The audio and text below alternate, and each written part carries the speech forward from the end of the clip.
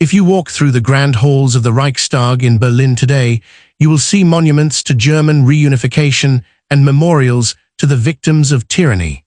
You will see plaques that commemorate the fall of the wall and the triumph of democracy.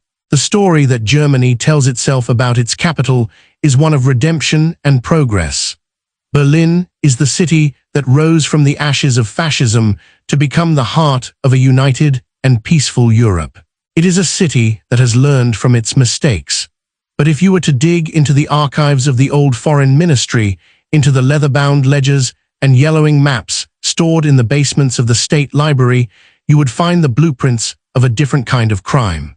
You would find the documents of a conference that took place in the winter of 1884, a gathering of white men in top hats and tailcoats who sat around polished mahogany tables and divided an entire continent among themselves without a single African present in the room.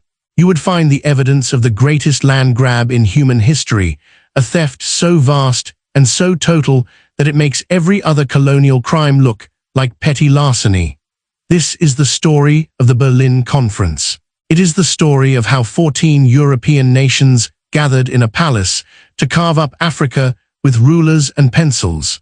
It is the story of how they turned geography into a weapon and bureaucracy into a blade. They did not need to fire a single shot to conquer a continent. They simply signed their names on treaties and drew lines on maps. And when they were finished, 90% of Africa was under European control. 30 million square kilometers of land, hundreds of millions of people, trillions of dollars in resources, all of it stolen with fountain pens. This was not a war fought with armies, it was a war fought with paperwork. And it was the most efficient act of theft in human history. To understand how this heist was possible, we have to go back to the decades before the conference. We have to understand that for most of the 19th century, the European powers were not particularly interested in conquering Africa. They were interested in exploiting it. They had trading posts on the coasts. They bought slaves, ivory, gold, and palm oil from African middlemen, but the interior of the continent remained largely independent. The dense jungles, the tropical diseases, and the powerful African kingdoms made colonization too expensive and too dangerous. The coastal trade was profitable enough. Why risk your soldiers in the interior when you could simply buy what you needed at the port? But two things changed this calculation. The first was the Industrial Revolution. The factories of Europe began to demand raw materials in quantities that the coastal trade could not supply. They needed rubber for tires and hoses. They needed copper for electrical wiring. They needed palm oil for machine lubricants. They needed vast quantities of cotton, timber, and minerals. The appetite of the machine was insatiable. The second change was geopolitical. By the 1870s, the scramble for global dominance was heating up. Britain and France were the established colonial powers, but new players were entering the game. A unified Germany under Otto von Bismarck was looking to prove itself as a world power. Belgium under King Leopold II wanted a slice of the imperial pie.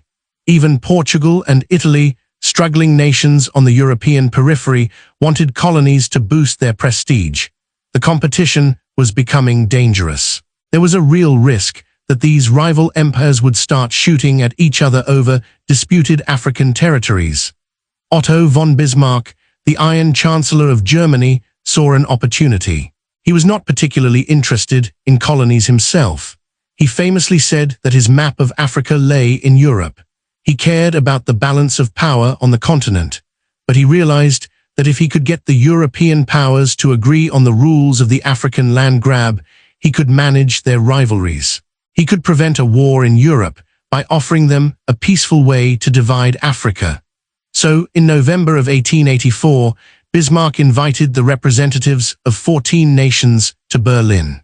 The attendees included Britain, France, Germany, Portugal, Spain, Italy, Belgium, the Netherlands, Austria-Hungary, Denmark, Sweden, Norway, the Ottoman Empire, and the United States.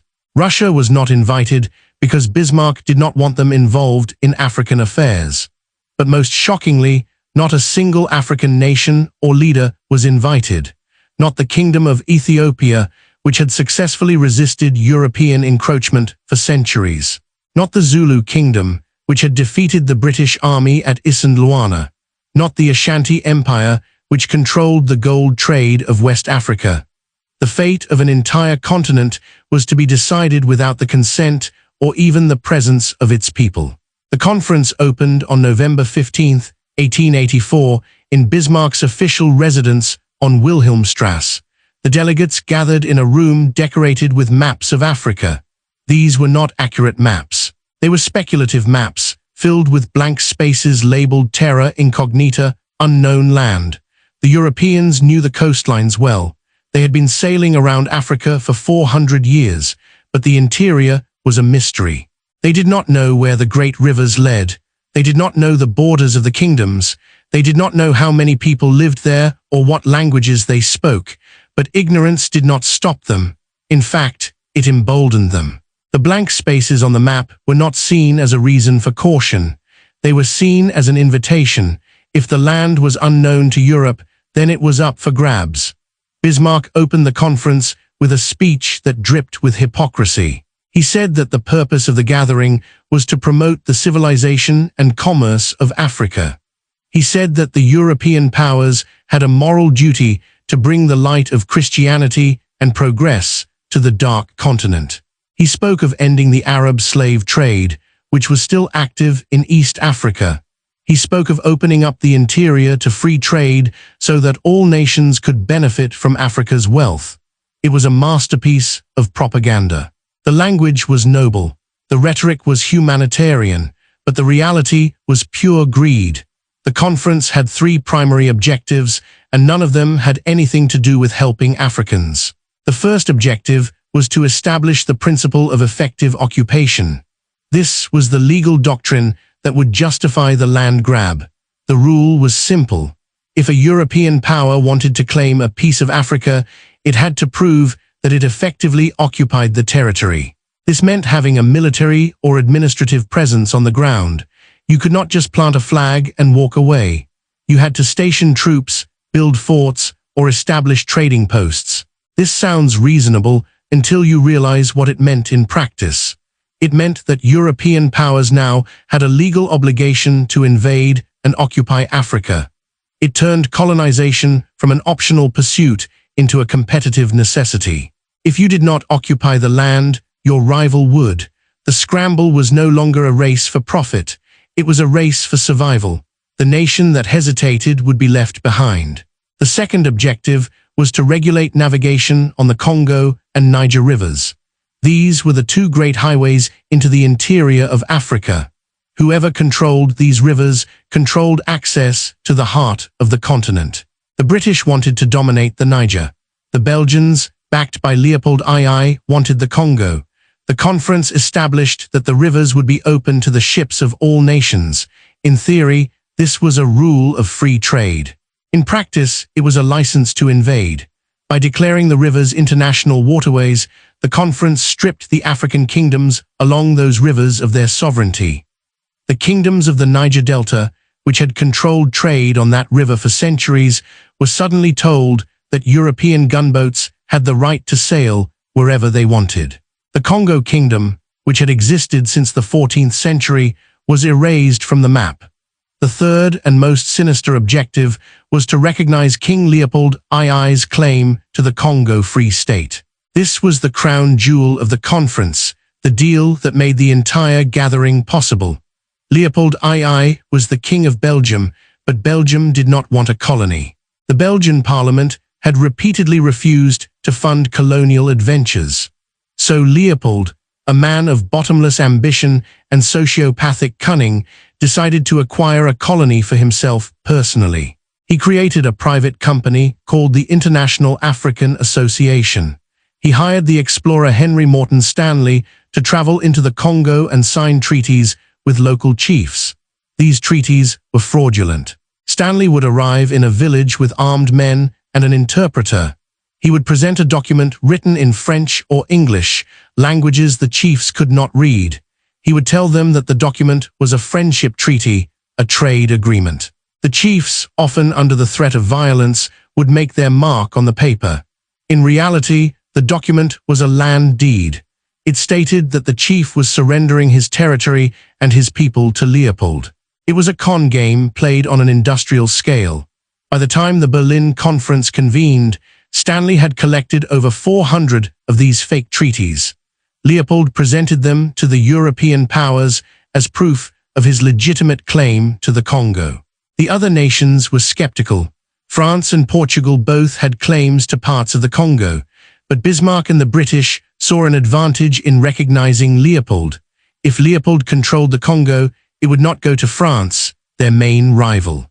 And Leopold promised that the Congo would be a free trade zone open to all nations. He painted himself as a neutral humanitarian who simply wanted to end slavery and bring civilization to the Africans. The European powers bought the lie. On February 26, 1885, the final act of the Berlin Conference was signed. Article 1 recognized the existence of the Congo Free State and acknowledged Leopold II as its sovereign ruler. It was a personal empire, the only one of its kind in modern history. Leopold did not rule the Congo as the King of Belgium. He ruled it as a private citizen who happened to own 10 million people and a territory 76 times the size of Belgium. The conference had given him the legal authority to do whatever he wanted, and what he wanted was rubber. In the 1890s, the invention of the pneumatic tire created a global rubber boom. Suddenly, every bicycle, every car, every factory machine needed rubber, and the Congo rainforest was filled with wild rubber vines. Leopold realized he was sitting on a gold mine, but harvesting wild rubber was labor-intensive. The vines grew high in the jungle canopy. You had to find them, tap them, and collect the latex in the brutal heat. Leopold needed workers, millions of them, so he turned the entire Congo into a slave labor camp. He created a system that was genocidal in its efficiency. Leopold's agents, backed by a private army called the Force Publique, divided the Congo into concession zones. Each zone was given a rubber quota. The local population was forced to meet the quota. If a village failed to deliver its rubber, the soldiers would punish them. They would burn the village. They would take hostages. They would cut off hands. The severed hands became the currency of terror. Soldiers had to prove that they had not wasted bullets, so for every bullet fired, they had to present a hand. This created a grotesque accounting system where baskets of human hands were delivered to the administrative stations as proof of productivity. We have photographs from this era. They are some of the most disturbing images in history. They show children with stumps where their hands should be. They show piles of severed hands laid out for inspection. They show emaciated men tied to posts, waiting to be whipped. The photographs were taken by missionaries and journalists who managed to get into the Congo and document the atrocities. These images sparked the first international human rights campaign of the modern era, but it took years for the world to act, and by then, the damage was catastrophic. Historians estimate that between 10 and 15 million Congolese people died under Leopold's rule. Some were murdered outright. Some died from disease and starvation caused by the collapse of their societies. Some were worked to death in the rubber camps. It was a Holocaust in the heart of Africa, and it was entirely legal according to the treaties signed in Berlin. Leopold was not violating international law. He was following it. The Berlin Conference had given him the right to occupy and exploit his territory as he saw fit. And because the Congo was his personal property, he was not accountable to any parliament or constitution. He answered to no one. Meanwhile, the other European powers were not idle. Inspired by the success of the Berlin Conference, they launched their own invasions. The Scramble accelerated. In 1870, only 10% of Africa was under European control. By 1914, only Ethiopia and Liberia remained independent. The speed and scale of the conquest is staggering. Britain seized vast territories in East and Southern Africa. They took Egypt, Sudan, Kenya, Uganda, Rhodesia, and South Africa. France carved out an empire in West and Central Africa, claiming Algeria, Senegal, Mali, Niger, Chad, and Madagascar. Germany took Namibia, Tanzania, and Cameroon. Italy invaded Libya, Eritrea, and Somalia. Portugal expanded its holdings in Angola and Mozambique. Spain grabbed bits of the Sahara. Even Belgium, after Leopold's death, took over the Congo as a formal colony. The map of Africa was redrawn in a single generation. The arbitrary borders drawn by Europeans in the Berlin Conference are the same borders that define African nations today. Those borders were not based on ethnicity, language, culture, or geography. They were based on the negotiating power of European diplomats. A single ethnic group might be split across 3 countries. Rival kingdoms might be forced into the same colony. The borders were designed for European convenience, not African coherence. This is why so many African nations have struggled with internal conflict since independence. The borders make no sense. They were never meant to, but the theft was not just territorial, it was economic. The Berlin Conference established the legal framework for resource extraction on a scale that beggars belief. The Europeans were not interested in developing Africa. They were interested in looting it. They built railways, but only to move raw materials from the interior to the coast. They built ports, but only to ship those materials to Europe. They built mines, but the profits went to shareholders in London, Paris, and Brussels. The Belgians extracted rubber, ivory, and diamonds from the Congo. The British mined gold and diamonds in South Africa, using African labor that was paid starvation wages. The French seized the groundnut and cotton production of West Africa. The Portuguese forced Angolans to work on coffee and sugar plantations. The Germans established vast sisal and cotton plantations in Tanganyika. Every European power followed the same model: extract the wealth, ship it home, leave nothing behind. The African people were turned into laborers in their own land. They were forced to abandon subsistence farming to work on cash crop plantations. They were forced into mines and factories. They were forced to pay taxes in European currency, which meant they had to sell their labor to European companies. The entire economy was restructured to serve European interests. And if the Africans resisted, they were crushed with overwhelming violence. The Herero and Nama people of Namibia rebelled against German rule in 1904. The German military responded with a campaign of extermination. They drove the Herero into the desert and poisoned the water wells. They established concentration camps where thousands died of disease and starvation. It was the first genocide of the 20th century. An estimated 65,000 Herero were killed, nearly 80% of their population. The Nama lost half their people. The German general, Lothar von Trotha, issued an extermination order. He wrote within the German borders, "Every Herero, whether armed or unarmed, with or without cattle, will be shot." This was not a rogue officer acting alone. This was official policy, sanctioned by the German government and made possible by the legal framework of the Berlin Conference. Because the conference had declared that European powers had the right to occupy and pacify their territories, there was no international body to stop the genocide. The League of Nations did not exist yet. The United Nations was decades away. The rules of war applied only to conflicts between European nations, not to the subjugation of colonized people. In British East Africa, the Kikuyu, Maasai, and other groups resisted the seizure of their land. The British responded with punitive expeditions, burning villages, and confiscating cattle. They forced the Africans onto reserves, taking the best farmland for white settlers.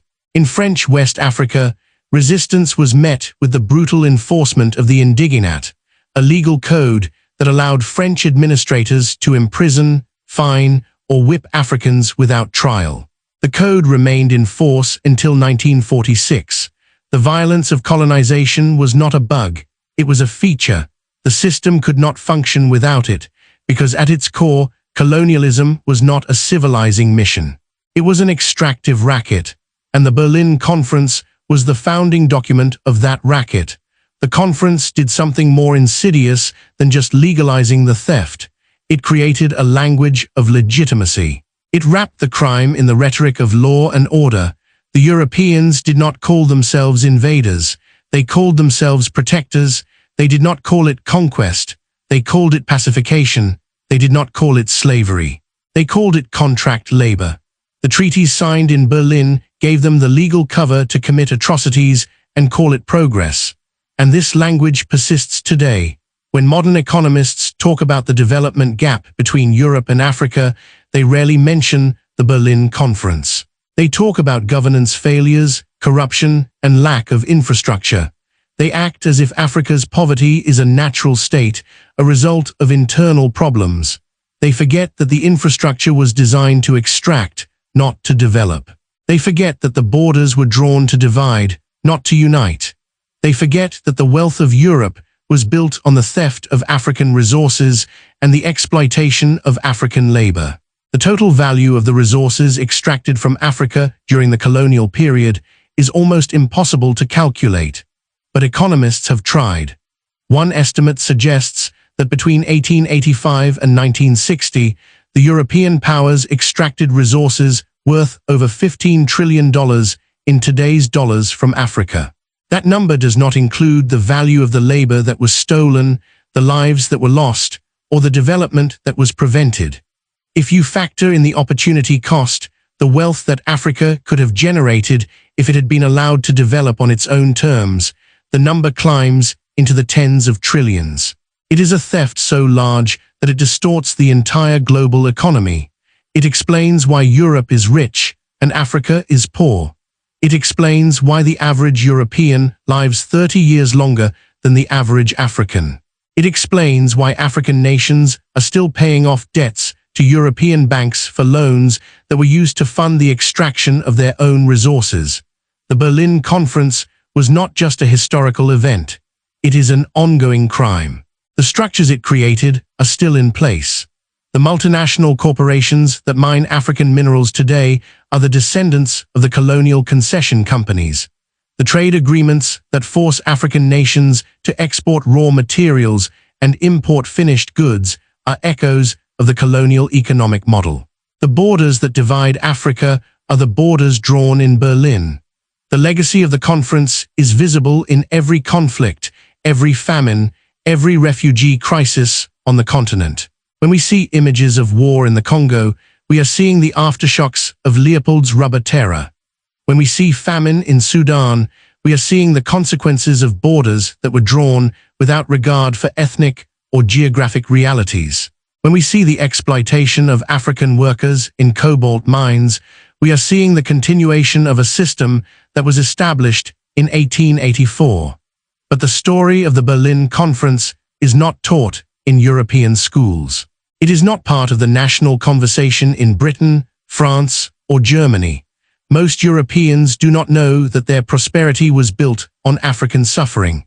They do not know that the polite diplomats who gathered in Berlin were the architects of one of the greatest crimes in history. The conference is remembered, if it is remembered at all, as a footnote in the history of imperialism.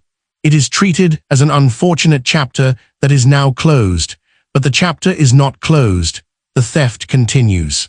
And it continues because the legal framework established in Berlin has never been dismantled. The African nations that gained independence in the 1950s and 60s inherited borders they did not draw, economies they did not design, and debts they did not incur. They were handed broken nations and told to make them work. And when they struggled, when they failed to meet the expectations of their former colonizers, they were blamed for their own poverty. They were told that they needed better governance, more transparency, more adherence to the rules of the international order. But the international order was designed to exploit them. The rules were written in Berlin. The World Bank and the International Monetary Fund, the institutions that now dictate economic policy to African nations, operate according to principles that are the direct descendants of the colonial model. They demand that African countries open their markets to foreign investment, privatize their industries, and prioritize debt repayment over social spending. These are the same demands that the colonial powers made. The only difference is that today, the theft is called development. Today, when we look at the map of Africa, we see 54 independent nations. But independence is a legal fiction if you do not control your own economy, your own resources, or your own borders. True sovereignty requires more than a flag and a seat at the United Nations. It requires the power to determine your own destiny. And that power was stolen in Berlin in 1884. The conference did not just divide Africa geographically. It divided it economically, politically, and psychologically. It created a hierarchy where European nations were the rulers and African nations were the ruled. That hierarchy persists. It persists in the language we use, in the institutions we uphold, and in the economic relationships we maintain. The Berlin Conference teaches us that the greatest crimes are often committed not with guns and bombs, but with maps and treaties. It teaches us that bureaucracy can be a weapon more devastating than any army. It teaches